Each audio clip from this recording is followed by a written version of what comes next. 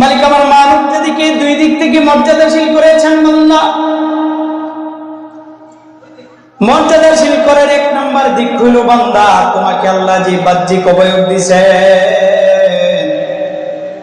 তোমার অবয়বটা কি স্বয়ং আমার আল্লাহ কোরআনের দ্বারাই সার্টিফাই করেছেন, সনদ দান করেছেন।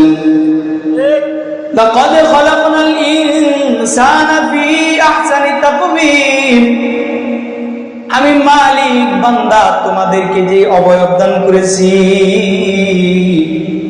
ফি আহসান, ওই অবয়বটাও হইল তামাম পৃথিবীর মাঝে সবচেয়ে সুন্দর অবয়ব। এটা হলো বান্দার মর্যাদা, বাহ্যিক মর্যাদার একটা দিক। কিন্তু বান্দার দেহাবয়বের যে মর্যাদা আছে, ওইটা তামাম পৃথিবীর সকল মানুষের মাঝে সমান, এক সমান, কোনো ভেদাভেদ নাই। কিন্তু বান্দা মালিক তোমার এই অবয়বের ভিতরে যে একটা রূপ ফুঁকে দিছে, যদি বান্দা তোমার সেই রূপটা মর্যাদাশীল হয়, মনে করবা বান্দা তুমি হইলা সবচেয়ে দামি।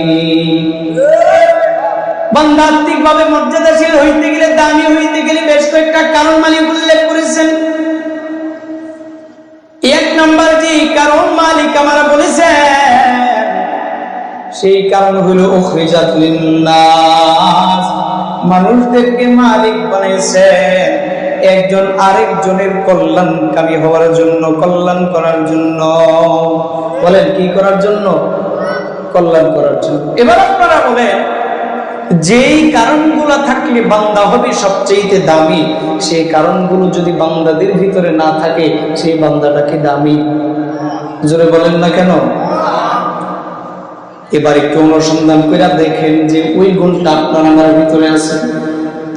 আপনি আমি আমাদের সমাজের মানুষের কল্যাণকামী নাকি অকল্যাণকামী? নাই বান্দা নাই। বর্তমান সমাজে কেউ তো কারোর কল্যাণ চায় না।